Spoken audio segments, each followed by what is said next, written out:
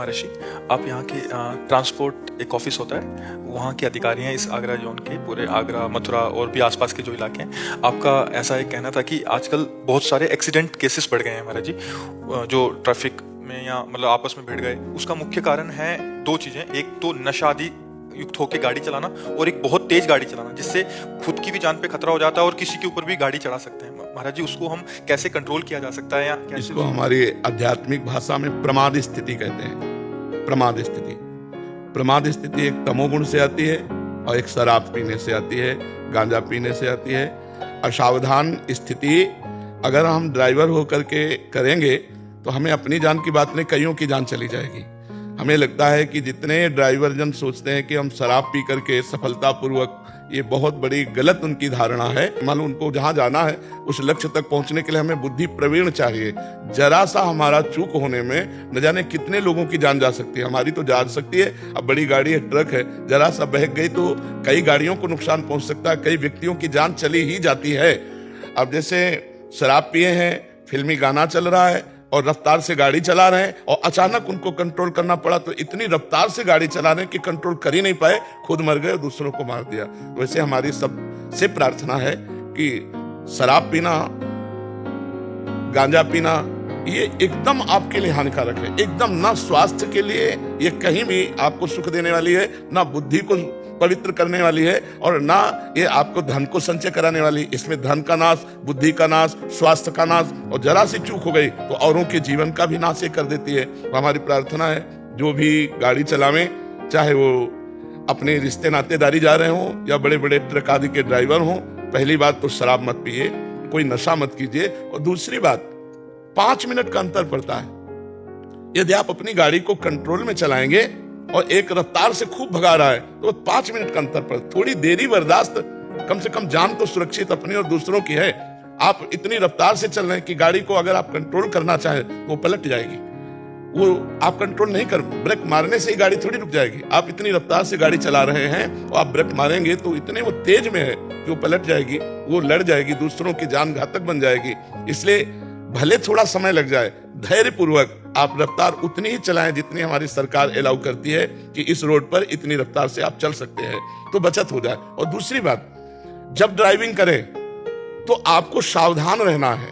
बिल्कुल जैसे एक तीर चलाने वाला लक्ष्य पर ध्यान रखता है, ऐसे आपको रोड पर ध्यान रखना है। मोबाइल से बातचीत मत करो, क्योंकि मोबाइल से सुनने में एक वृत्ति लगती है और एक बोलने में लगती है। तो हमारी जो लक्ष्य है ड्राइविंग, उसमें फिर हम चूक कर बैठते, अचानक कोई सामने आ गया तो फिर एक्सीडेंट हो जाए। मोबाइल से बात करना, शराब पीना, गांजा पीना और लक्ष्य पर दृढ़ न रहना, प्रमाद स्थिति में आ जाना, इसी से एक्सीडेंट होते हैं। तेज रफ्तार से एक्सीडेंट होते हैं जिसमें अंग भंग हो जाना, प्राण चले जाना या कई गाड़ियों में जिंदा लोगों का जल जाना। ये बहुत ही नुकसानदायक और बहुत ही हानिकारक है। इसलिए ये सावधानियां रखी जाए, हमारे सरकार की नियमावली के अनुसार चला भी जाए। कहां से आपको क्रॉस करना है, कैसे आपको किससे आगे निकलना है, कैसे आपको किससे चलना है, ये हमारे ड्राइवर को सिखाए जाते होंगे जरूर। ये कानून तो होगा ही कि आप ऐसे यहाँ से क्रॉस कीजिए, आप ऐसे कीजिए, उसकी जानकारी होना चाहिए।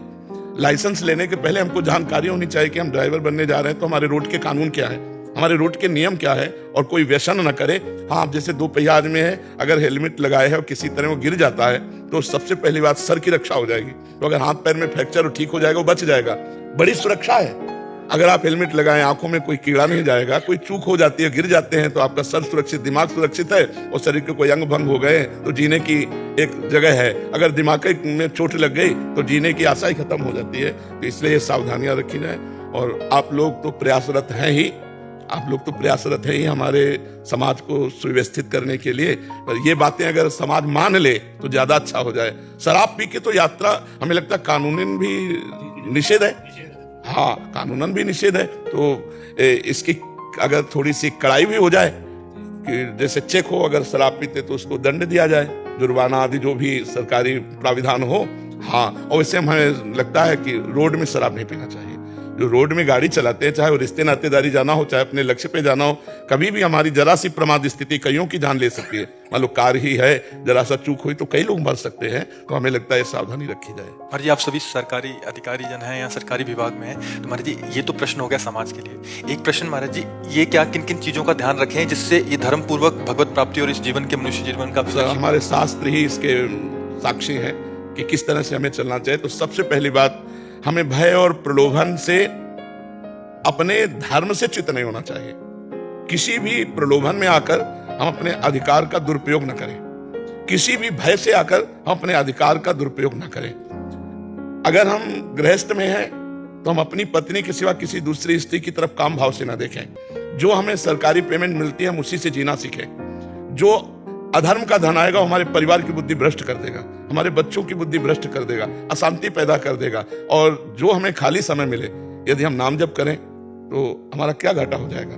राम कृष्ण हरि शिव, जो नाम प्रिय हो भगवान का, जब आपको समय मिला तो नाम जप कर लिया और जो कर्म किया उसको पूजा मानकर भगवान के चरणों में समर्पित कर दो तो कर्मयोग बन जाएगा।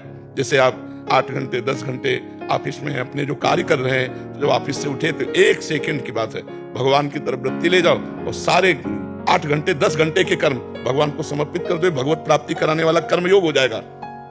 जब आपको बीच बीच में समय मिले तो राधा राधा राधा राधा, कृष्ण कृष्ण, हरि हरि, शिव शिव, राम राम, जो नाम प्रिय हो वो उसका स्मरण कर लीजिए। और उपदेश तभी लागू होता है जब हमारे आचरण ठीक हो। तो हम जो दूसरों को उपदेश सुनाने जा रहे हैं वो अपने लोगों में भी होने चाहिए कि हम कोई शराब न पिए, हम कोई मांस न खाएं, हम अपने पद का दुरुपयोग न करें, हम किसी माता बहन की तरफ गंदी दृष्टि से न देखें। इसी से हमारा जीवन भगवान कृपा करके अपने चरणों में ले लेंगे, हमारा जीवन मंगलमय हो जाएगा। यदि हम भारत में फिर जन्मे तो मनुष्य योनि में जन्मे और जो हमें पद मिला है इससे बढ़कर मिले और हम और समाज की सेवा कर सकें। अब हमारे ऐसे कर्म न बन जाएं कि हमें नीच योनियों में जाना पड़े, क्योंकि इतनी ऊंची चढ़ाई चढ़कर 84 लाख योनियों में 83,99,999 योनियों में एक ये अलौकिक है मानव देह, बड़े भाग मानुष तन पावा। तो हमें लगता है कि इसकी सार्थकता है कि हम भगवान का भजन करके अगर हमें अगला जन्म मिले तो हमारे पवित्र देश में जन्म मिले और पवित्र आचरण वाला हमारा जीवन हो, हम समाज की फिर सेवा कर सके। हम सुअर कुत्ता ना बने, हम नाली के कीड़ा न बने, हम कीट पतंगा न बने, हमारे ऐसे आचरण न हो। तो जो मांस मदिरा पर स्त्री का व्यभिचार जीवित क्रीड़ा है, ये महत् पापों में आते हैं। अगर हम इनसे बच जाए और नाम जप करें तो हमारा मंगल हो जाए। और जो कर्म करते हैं उसे हम पूजा समझें। हम खास बात पूजा की नहीं समझते कि अगरबत्ती धूप बत्ती और आरती।